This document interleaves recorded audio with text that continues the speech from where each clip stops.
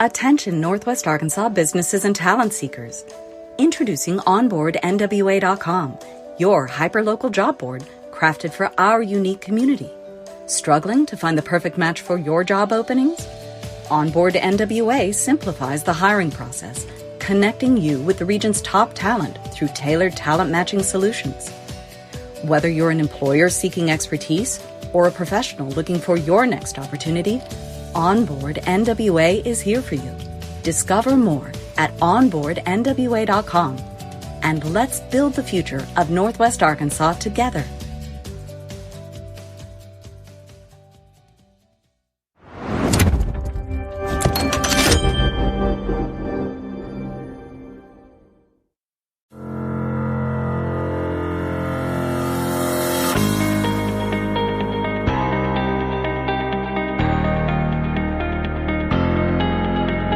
It's time for another episode of I Am Northwest Arkansas, the podcast covering the intersection of business, culture, entrepreneurship, and life in general here in the Ozarks. Whether you are considering a move to this area or trying to learn more about the place you call home, we've got something special for you. Here's our host, Randy Wilburn.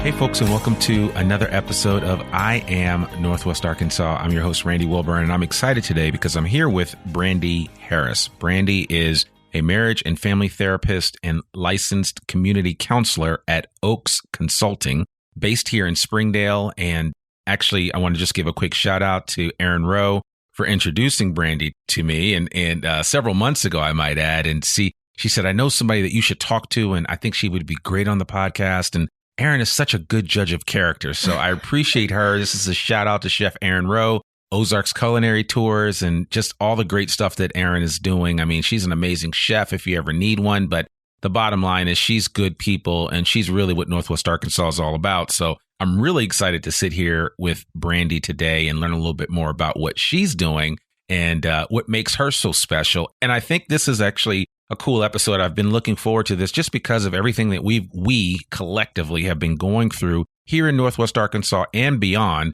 when it comes to just life in general, right? We're coming out of this pandemic. Some of us are coming out with our shoes on backwards, our clothes on backwards, because we don't know whether we're coming or going. And that's like life, right? I mean, I was telling somebody the other day that, I was reminded there's a good book that says trouble you will have with you all the days of your life. So I know a lot of times we want things to all be peaches and bubblegum day in and day out, but that's just not the case. And I think Brandy is going to have something to share with us about how we manage and cope with things. So this is going to be a little bit of a different episode for you for I Am Northwest Arkansas. It actually may be therapeutic. You may get some ideas out of this, and I'm hoping that my line of questioning pulls something out of Brandy that she's able to share with you, some things that you might want to think about as you're dealing with your own stuff, right? Because we all have stuff to deal with. So without further ado, I want to welcome Brandy Harris to the I Am Northwest Arkansas podcast. How are you doing? I'm doing good. Good, yeah. good. Good to have you on the podcast. Good to be here. Thank you for having me at your location here.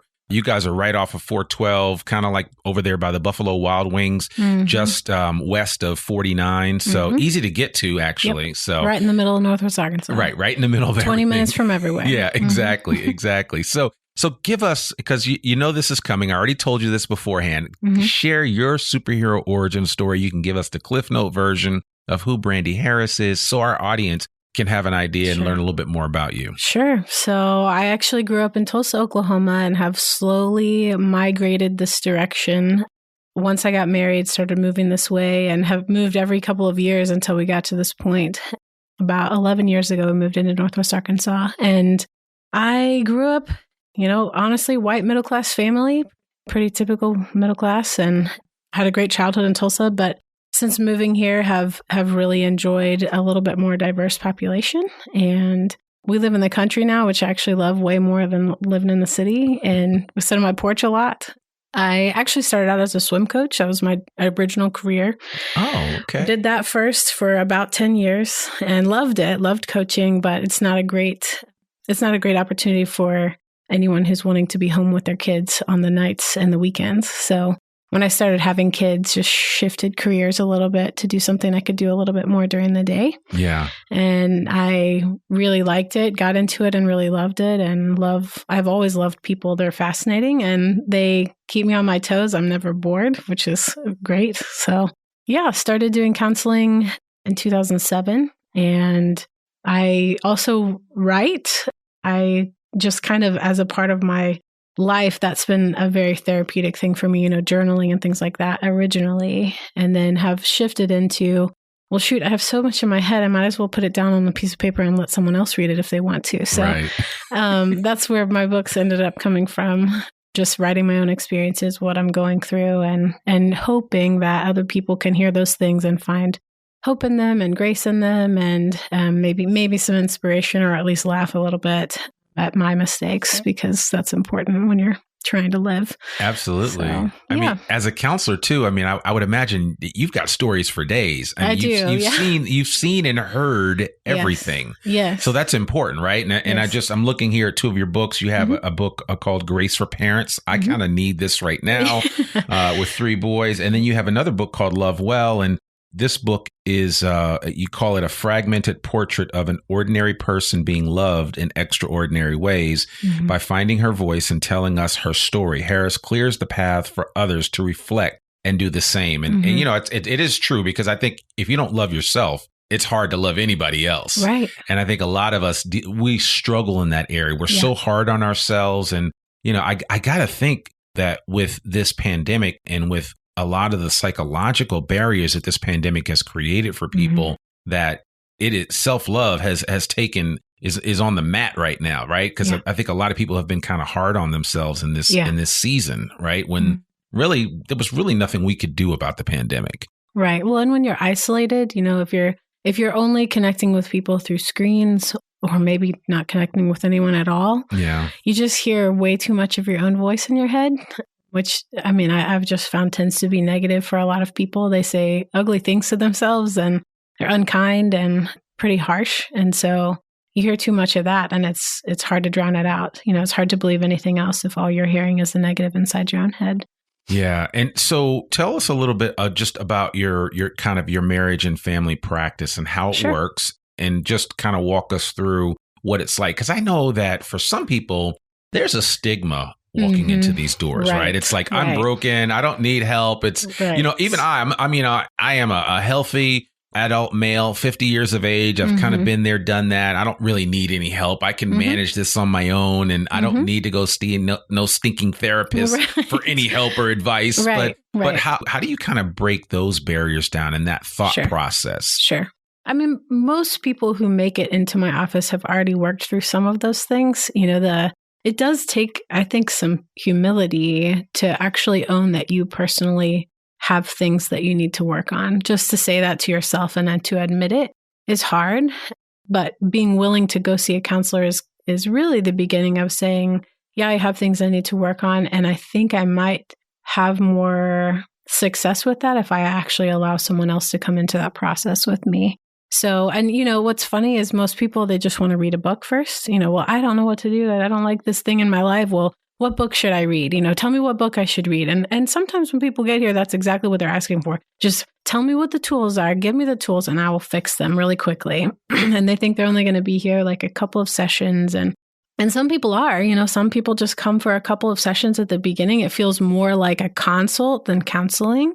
But more oftentimes than not, that happens. And then like 6 months to a year or so later, they'll come back and say, I think maybe I need to do a little bit more work than just reading the book. Like there's a deeper issue here, and I want it to be a more permanent fix, not just a Band-Aid type situation or, hurry up and figure it out. But, I'm hurting deeply, or just I don't like the dynamic and I really don't know what to do with it. So whether it's not going well with my kids or it's not going well in my marriage, but I want some more tools and I want to dive deeper into where the problem came from maybe.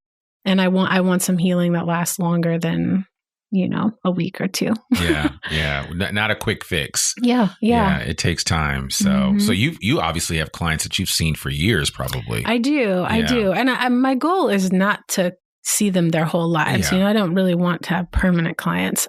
Most of the time, people will come pretty intensely at the beginning. They might come every week for 3 or 4 weeks. And then once they get some health back into their system, then they will usually taper off a little bit, come every other week or maybe once a month. And then usually they get to a place of health where they just want to like check in once every 6 months or so, like you might check in with a doctor.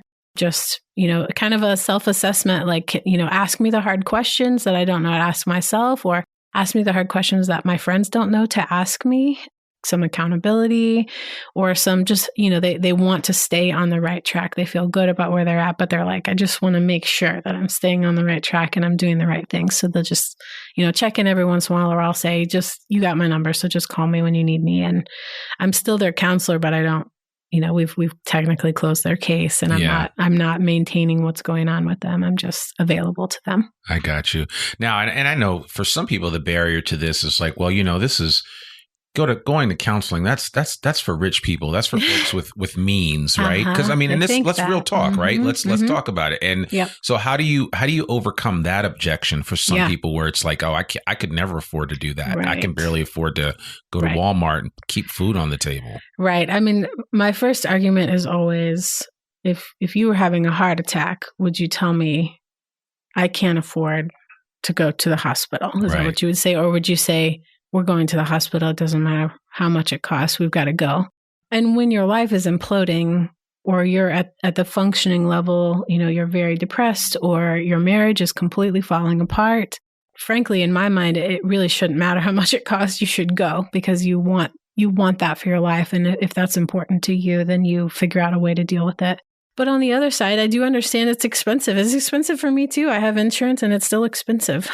I think it's important to know that most insurance companies do pay. Most plans have that behavioral health, which is what we're categorized as. So most of the time, your insurance will cover it in some form. You may have to do a deductible first, but to figure that out, all you do have to do is call the number on the back of your card and say, hey, I'd like to go see a counselor, and they can tell you what providers are available in your area that are covered by your insurance. And they also should be able to tell you, this is how much it will cost you when you go. And even if you don't have insurance, there are actually a lot of opportunities. Most counselors keep a portion of their caseload for either lower income populations or just people who are currently not able to pay. And so they'll negotiate with you. Sometimes it's a sliding fee scale. Sometimes it's just a lower rate. Most counselors will work with you. Now, I will tell you, most counselors I know right now are very, very full. And so it's hard to get in. And so when you call, you may not find anybody the first few people that you call. They may say, I'm sorry, I'm full, or I hope they call you back. But even if they don't call you back, please keep trying, because there are people who are available. Like, we keep a couple of interns here that work for lower rates, which is really great, because even if you can't afford, someone who's fully licensed, you can get an intern that's still got some supervision. They have great skill, or they wouldn't be working here, but they can definitely help you out for a cheaper rate. So that's what I would suggest. It's like, first of all, you should be willing to pay. Second of all, if you can't pay, remember, you've got insurance and people will work with you. Don't let that be a barrier for healing. Does Medicare or Medicaid cover behavioral health? They do. A lot of the smaller practices aren't credentialed with Medicaid and Medicare.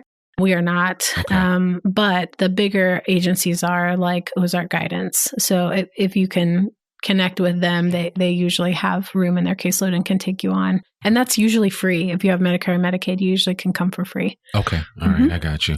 So tell me this, because your job, you've got to be an astute listener. Is that's an understatement, I'm assuming, right? So how did you develop your active listening skills, and how do you continue to hone those? Because that's actually something that I'm working on, and I have no desire to counsel anyone. Yeah. I'm counseling myself. I'm a practice of one, but how have you kind of maintained and developed that?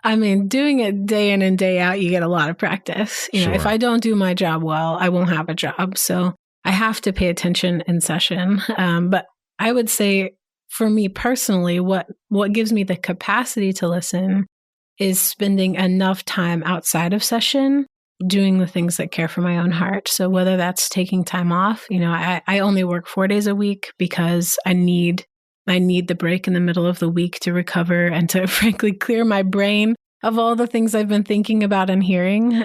And then my weekends, I really dedicate to being with my family and having fun with them and resting and playing. Those things are really crucial for me to have the capacity to listen and go deep and hard with people.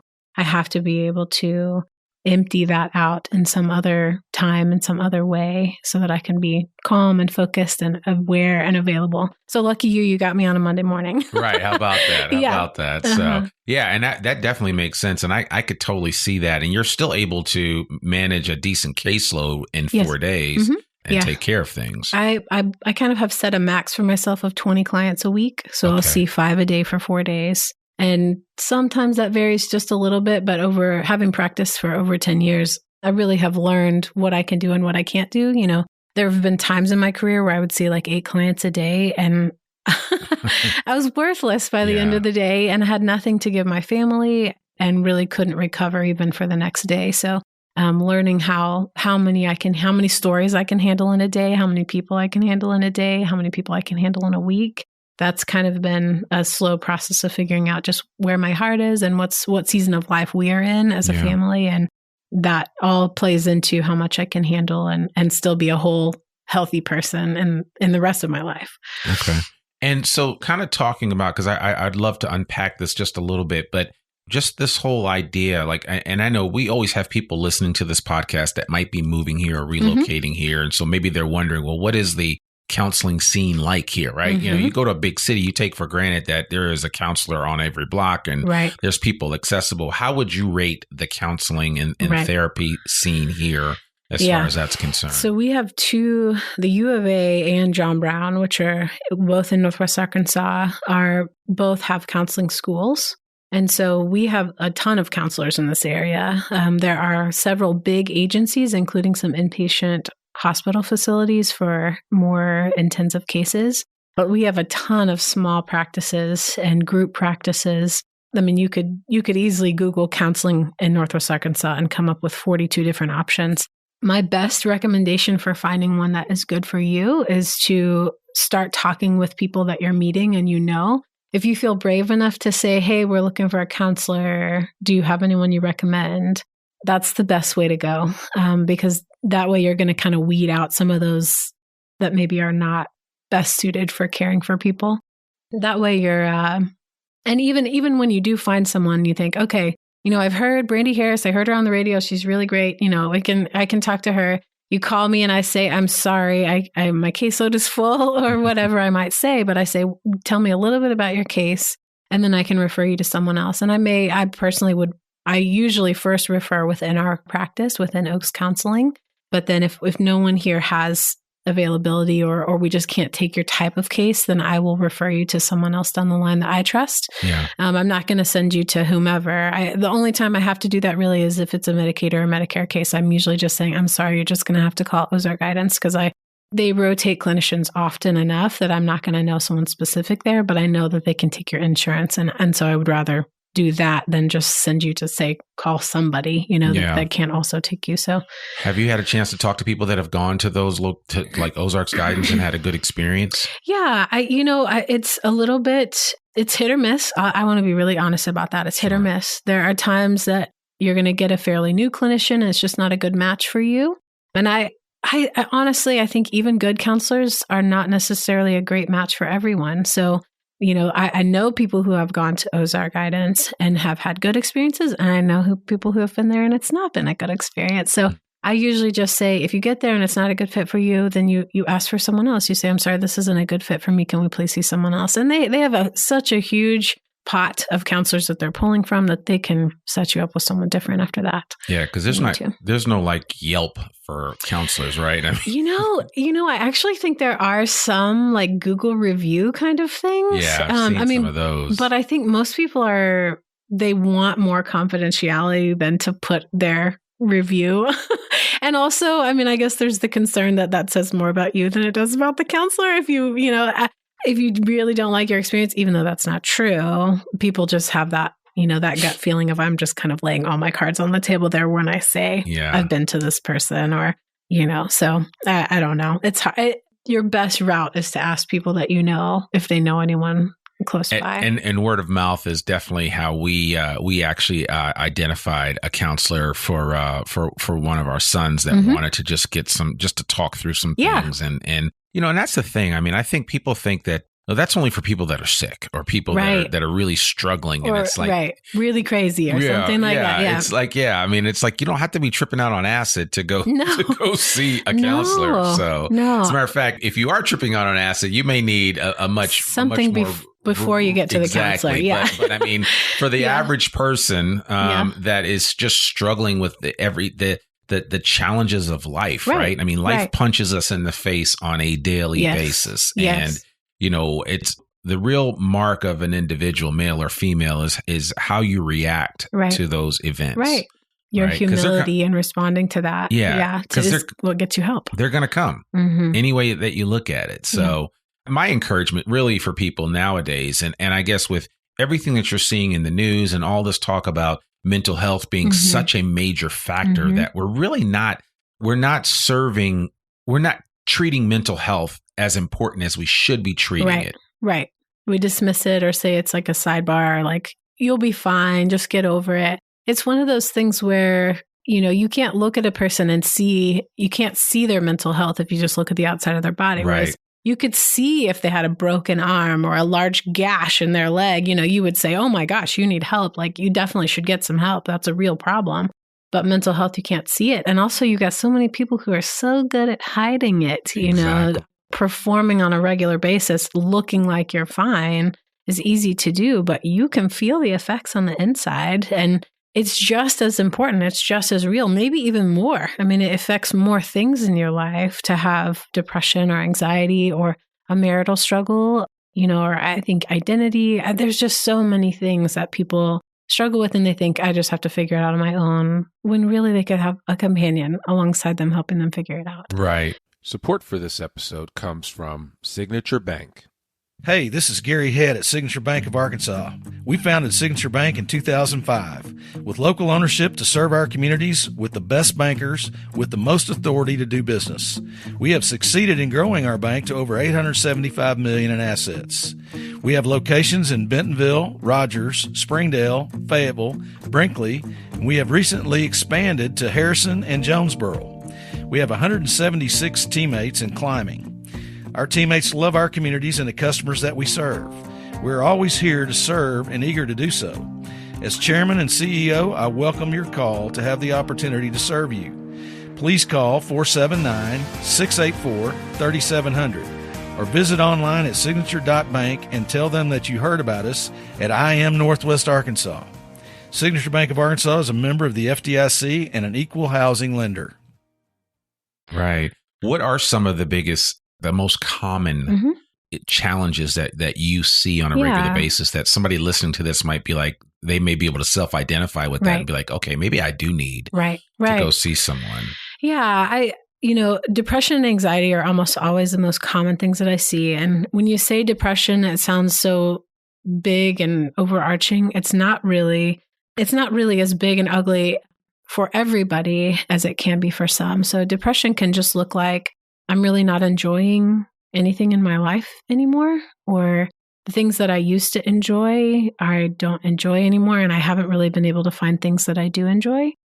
Anxiety can be anywhere from just a little bit of anxiety to a significant amount of, it's keeping you from going out during the day. I would say most anxiety that I see people are experiencing, they just experience a regular concern and fear and can't stop thinking about the thing that they're concerned about. So whether it's their job or just, the protection of their children, and it's, those things are important to be concerned about. It's not that by itself is a problem, but when you can't stop and you can't ever rest and you can't ever relax and you just feel keyed up all the time, that's a problem. Yeah. And it doesn't have to be like that. We can find ways for you to be concerned about important things in your life and still be able to enjoy your life.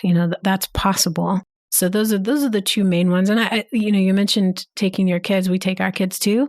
I think one thing that's really hard, especially just kids as they become teenagers, they're thinking about a lot and developing who they are, figuring it out. But because of the way the human brain develops, they can't have those conversations with their parent as much as they need to.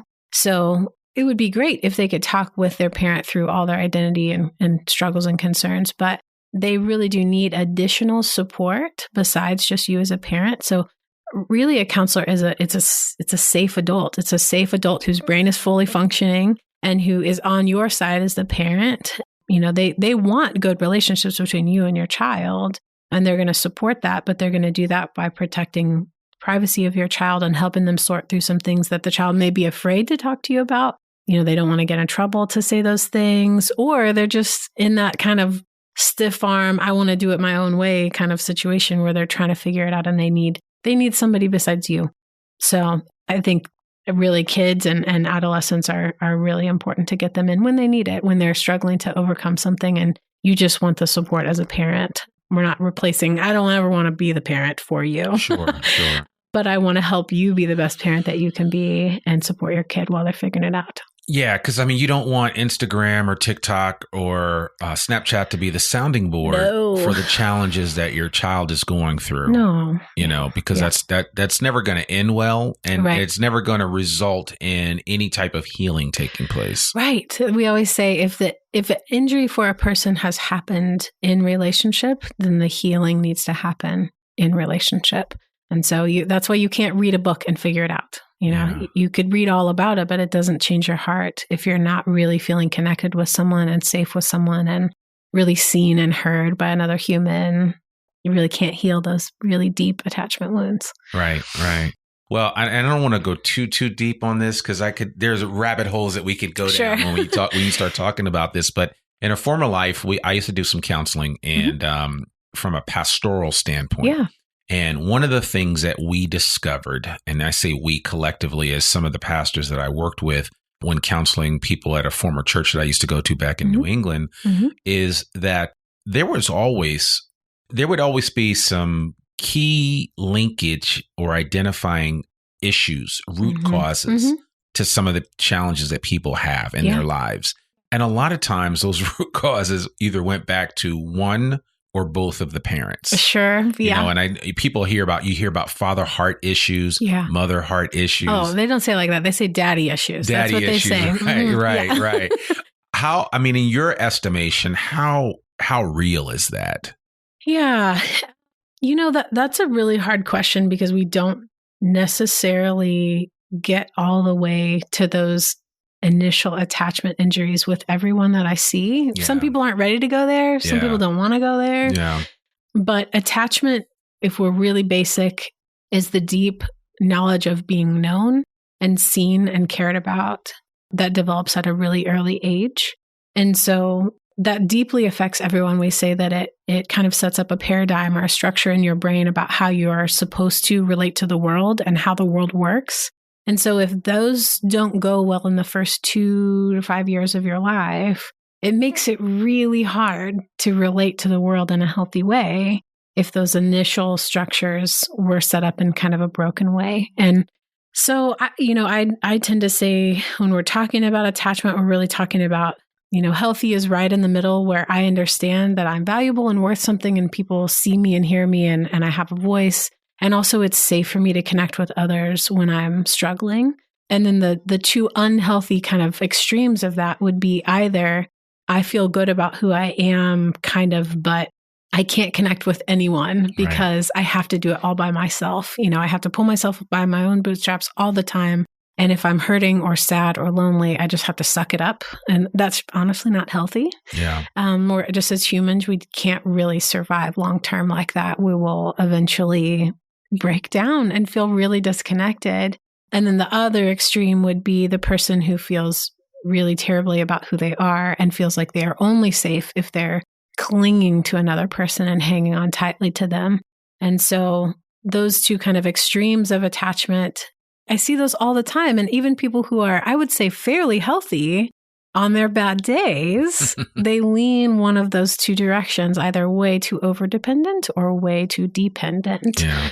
Or I'm sorry, way too overly independent or overly dependent. And so I would say everyone has some form of that.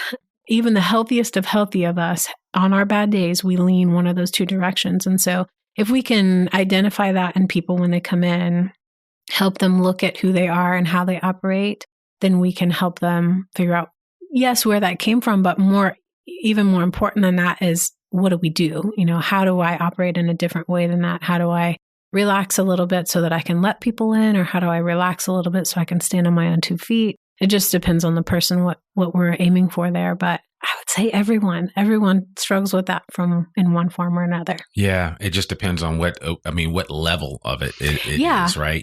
Based on your experiences, your past experience. I know I went through some stuff, and just kind of being transparent with my audience, my parents got divorced at a young age. Yeah. So for me, that was always a challenge, right? And I think that's one of the reasons why I hold marriage in such high regard. Yeah. And so I've kind of gone to the whole other side of it, where it's like, I'm never not making this work. This is what it's all about. And because I saw my parents they didn't last through the age of 3 for me. Yeah. I always had them in my lives, but still it was a challenge. And I know for some people, divorce is highly traumatic. Right. And it was for me as a young child. Right. And man, I remember struggling even when my father got remarried, and telling my stepmother at the time, who I absolutely adore now, and we're as thick as thieves and very close now, telling her that I would hope that she would never have kids, because I wouldn't call them my brother or sister. I mean, I'm 6. Right. Right. So that's how I'm, that's how I'm just trying to protect yourself. Exactly. Honestly. And I'm sure people that are listening to this can identify and be like, yes, I was right there. When my parent got remarried, I was saying the same thing. And I mean, it's just real talk, right? Yeah. I mean, it happens, and so you overcome it. But I look at, over time, and I remember just telling her one time when I was an adult, and we just had a real special moment, because my father passed away like 20 years ago, and after he passed away, we got even closer.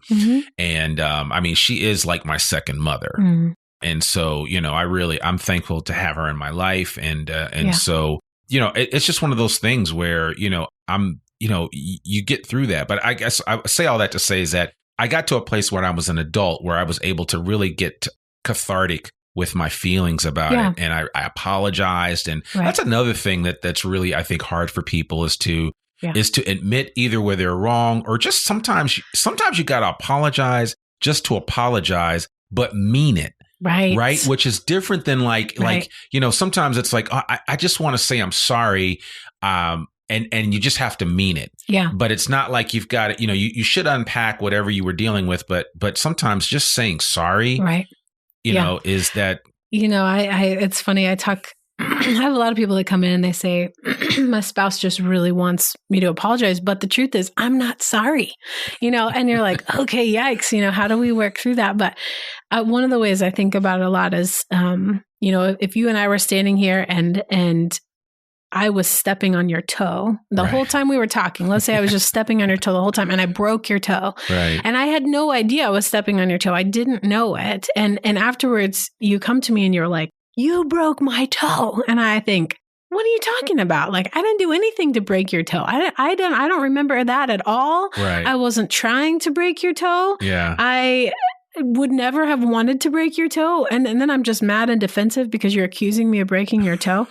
And instead of saying, oh my gosh, I broke your toe, I am so sorry. Yeah. And I'm not apologizing for hurting you on purpose. What I'm apologizing for is having hurt you, even if I didn't mean to hurt you. Yeah. And so figuring out how to help them see this is your spouse and they're really hurting, and you played a role in them being hurt, even if you didn't mean to hurt them, is a way that you can come around and say, I am so sorry. And I want to know what happened, and I want to understand, because I don't want to make that same mistake again. Absolutely. I don't want to accidentally hurt you. Even if I was acting like a brat and stomped on your toe on purpose, I can own that. And I can also say, but I also didn't mean to break your toe. Sure. Figuring out where you land in that apology or in the compassion for your spouse or your friend or your child, even if you didn't intend to hurt them, you can find a way to be compassionate, even if you don't want to own it the way they want you to own it. Yeah. Cause I'm kind of thinking about like, it's always like when I'm always counseling people that are leaders and when sometimes other people make mistakes within their group, it's like, hey, sometimes you just got to take one for the team and do it in a healthy way, right? Where you understand that, I could go and, rip somebody a new one, but the reality is I'm going to fall on this sword. Yeah. And I know we use that expression a lot, but sometimes I don't think we fully understand what it means. But sometimes I'm just going to do that because I want to keep this thing moving forward. And, as a leader, and we're all leaders for ourselves. And then if we're married, we're leaders in our household, male and female. Yeah. And sometimes you just have to take one and just fall on it. You know? Just to move forward. I understand, especially as a leader, you got to own, even if it wasn't you directly, it was you indirectly because you were responsible for that person. Exactly. And Figuring out how to really own it is good. Yeah. Nobody wants to end up under the bus. Nobody does. Nobody does. It's not a good feeling when that number 9 bus runs over you. So, wow, this has been great. I really enjoy just kind of having this open conversation. And I actually think it's been helpful for our listeners to learn a little bit more about some ways that they may be able to get involved with counseling, find out about some of the programs that are here locally. I mean, so you work 4 days a week. You have 20 clients at a minimum. What do you do to let your hair down? No pun intended. When you're just relaxing, how do you like to relax here in Northwest Arkansas? Sure. So, I mean, honestly, I do a whole lot of porch sitting, which is maybe not, I'm not going to invite all of Northwest Arkansas to come sit on my porch with me, but we do have a lot of really great outdoor spaces around here. I mean, gosh, that's one of my favorite things about living here. No matter what the sport is that you enjoy, barring maybe like snowboarding, you can find a place to do it. We have tons of great climbing. We have great biking opportunities around here. You can hike. You can just drive and find really beautiful scenes. We have a water sports. There's the kayak park in Siloam. There's so many outdoor spaces. And for me, being outdoors is one of the most life-giving things I can do. Sure. Because there's some incredible beauty in nature. And there's also just some very natural rhythms that help you breathe again. And frankly, I need to remember that I'm small. When I get in the office with people and they're hurting and their whole world is crashing around them, it would be easy for me to tend to feel like I need to play God with them and fix them or something like that. Or, it depends on me to save this marriage, or, it's all up to me. And that amount of pressure wouldn't be healthy for me, but it's really not a healthy dynamic for helping them. I can't play God. I can't be God. Sure. So for me to be in the outdoors honestly helps me remember I'm not God. Yeah. Just to see that the world is big and beautiful and it operates without me and it runs without me. And I don't have to be enough. I can let God be God. I can let these people do the work that they need to do. And I can feel more comfortable just coming alongside them as they do their work instead of feeling like I have to fix them. Right. Exactly. Man, I love that. Favorite place to eat here in Northwest Arkansas? Oh, I know you got a bunch. I mean, I know you know Chef Erin, so I do know Chef Erin, and she cooks in my house sometimes, and that's really amazing. That's special, right? So, yeah. I really love MJ's, which is like pizza. Listen, MJ's. I was telling somebody that James on the Mill was a place that I visited when I first came here, and it's no longer here.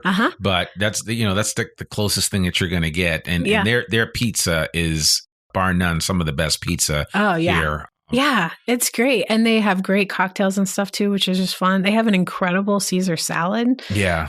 It's so good. I mean, they just spot on. Lots of their special pizzas are good, but then you can get like a calzone or whatever. And it's small and very intimate, which is nice. I like that. Yeah. I prefer kind of little hidden places. The other one I was going to say, I think it's called the Mockingbird Cafe. Oh, yeah. In Fayetteville. Down in Fayetteville. Yeah, right in Evelyn Plaza. Again, hole in the wall. You, unless you know about it, you're not going to see it on the side of the road, but all their food is so good. Yeah. It's very gourmet. They have these cauliflower hot wings that are out of this world. I have not had those. Yeah, you got to try those. And Mockingbird is kind of like up there, nestled in the corner next to the old arcade spot. Arcadia, which is a fun date spot. Man, much fun. So much fun. But very, very good food. I actually there was one of the few restaurants that I would get takeout from and go to during the pandemic. Mm-hmm. But it's right in Evelyn Hills Plaza, right before you get to Rick's Bakery. If you're going south on College Avenue, directly across from the VA. Yep. And it's in the same. It's hidden in there. It's hidden. It's in the same strip mall as the Tacos for Life. Yep. And O&F used to be in that strip mall. But there's a lot there, but you can't see it from the street. Right. You just have to drive in and trust us that it's there up in the corner next to Arcadia. So but good. check out Mockingbird Cafe. Really, really good food. And they actually have a really nice brunch. Yeah. So, definitely. Always rotating specials. Yeah, definitely recommend that.